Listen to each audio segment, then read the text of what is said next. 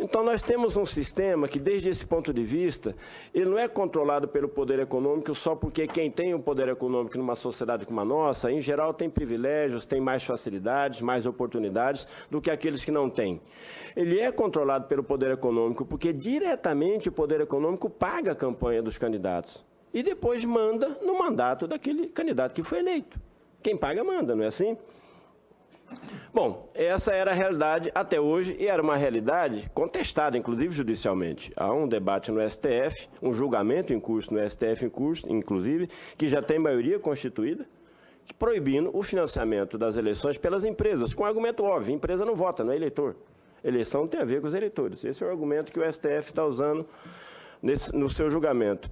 Bom, para evitar que se tornasse realidade, se concretizasse na realidade o julgamento que está em curso no STF, a Câmara aprova uma emenda à Constituição que permite, que legaliza aquilo que nós estamos encarando hoje no nosso país como um escândalo. Legaliza esse financiamento do sistema político pelas empresas, seja o financiamento dos partidos, seja o financiamento das campanhas eleitorais. Nós já temos um sistema eleitoral que é profundamente injusto e antidemocrático, seja porque o financiamento privado interfere no resultado das eleições, seja porque o uso da televisão é completamente desigual no processo eleitoral. Ou seja, em tese, a legislação assegura o tempo na TV para que os partidos possam expor as suas opiniões e, a partir daí, a população julgar e escolher qual partido, qual candidato ela prefere votar no dia da eleição. No entanto, a distribuição do tempo de TV ela é profundamente desigual. Eu fui candidato à presidência da República nas eleições passadas, havia uma candidata que tinha 12 minutos por dia, eu tinha 30 segundos. Bom, num país como o nosso, isso não é qualquer coisa. O Brasil é um país de dimensões continentais, nós temos mais de 200 milhões de habitantes, não existe nenhuma possibilidade de qualquer partido, mesmo esses que recebem os financiamentos milionários das empresas, chegarem ao conjunto da população para expor suas ideias que não seja pela TV. Então, ao estabelecer essa distribuição de tempo tão desigual como já é estabelecido na lei hoje, o que se faz de fato para ir é definir, antes das eleições, quais são os candidatos que vão concorrer para poder ganhar as eleições e quais são aqueles que só constam do registro do TSE. Porque, olha, eu não fui candidato só nas eleições passadas, eu fui candidato 4 vezes já no Brasil. E nas 4 vezes, eu posso lhe assegurar, senador, que uma parte grande da população brasileira, quando foi votar sem sequer saber que eu era candidato. Porque as pessoas não tomam conhecimento. Então, quem decide, de fato, quem vai ser eleito no dia da eleição, não é o povo que vai votar. São aqueles que financiam as campanhas e a distribuição do tempo de TV. Essa é a situação atual. Agora, o que se pretende com isso que foi votado aqui no Congresso Nacional agora é piorar isso. Aqui na Câmara dos Deputados é piorar isso. Porque ao retirar diretamente o tempo de TV dos partidos que não têm representação aqui na Câmara dos Deputados, os deputados que aqui estão estabelecem para eles próprios o monopólio do direito de levar suas ideias à população. Aqueles que não estão aqui não têm esse direito. Democracia sem liberdade partidária não existe. Liberdade partidária, quando vale só para alguns partidos, não vale para ninguém. Não existe democracia relativa. Nós, você, eu, o Mauro, o companheiro do PCO, o Antônio Carlos, nós todos estivemos na luta contra a ditadura nesse país. E uma das nossas lutas, já na fase final de agonia da ditadura, é que nós não aceitarmos a tal da anistia restrita. Porque a anistia restrita não é anistia. Ou se anistia a todos aqueles que lutaram contra a ditadura, ou então ninguém está anistiado. Porque não existe democracia relativa. Democracia é ou não é. Existe ou não existe. Então, tirar dos partidos que não têm representação na Câmara o direito de ter acesso à TV é calar esses partidos, igual a ditadura militar calou os partidos quando caçou.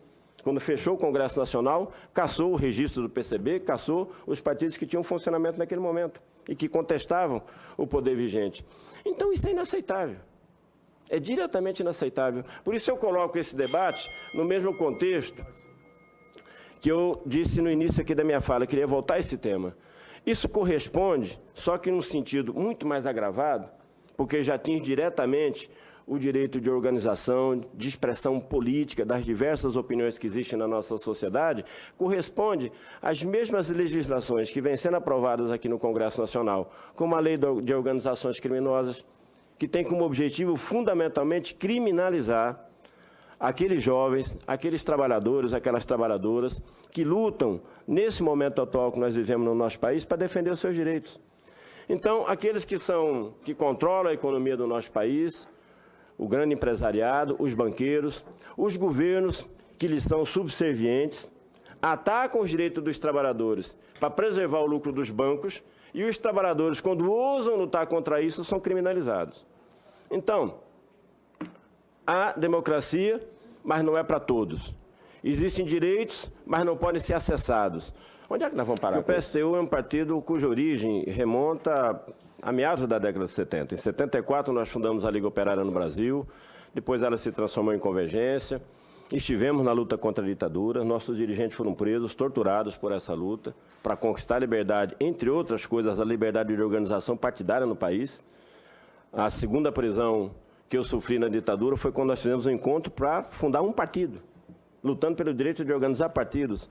Bom, o povo brasileiro lutou, derrubou a ditadura, conquistou o direito de organização para o povo brasileiro, ajudamos a fundar o PT, saímos do PT em 92 e fundamos o PSTU em 94. Nós não somos uma legenda de aluguel. E nós não aceitamos que essa discussão seja feita nesses termos. Aqui no Congresso Nacional há legendas de aluguel. São grandes partidos que há décadas não lançam candidaturas e alugam o seu tempo de TV, ora para o PT, ora para o PSDB. Se é para acabar com os partidos de aluguel, há que acabar com o registro desses partidos. E eu não defendo isso, não. Apesar de não concordar com a prática desses partidos, defendo o direito de que eles existam. Agora, nós não podemos aceitar que esse tipo de argumento e esse tipo de medida sejam tomadas contra os nossos partidos. Nós temos um projeto para o Brasil. Nós defendemos um país socialista, livre de toda forma de opressão, de exploração, abolindo a propriedade privada, assegurando que a riqueza desse país seja utilizada para assegurar a vida digna para o povo desse país que trabalha e constrói essa riqueza. Esse é o nosso projeto para o Brasil e nós temos o direito de lutar por ele. E quem tem o direito de nos negar o apoio ou de nos dar o apoio são os trabalhadores, é a população desse país. Não são os legisladores que estão nessa casa. Eles não têm o direito de nos caçar a nossa voz. Então, desde esse ponto de vista, a luta que nós estamos continuando neste momento é a mesma luta que nós travamos há 40 anos neste país, por liberdade de organização, por liberdade de expressão. É a mesma luta que nós travamos nas ruas nesse momento no país para defender os direitos dos trabalhadores, dentre eles o seu direito de organização e manifestação, e nós achamos que isso tem que ser para que haja o mínimo de justiça referendado nessa casa. Não pode ser que seja a chamada Casa do Povo que comece a caçar a voz de uma parcela do nosso povo.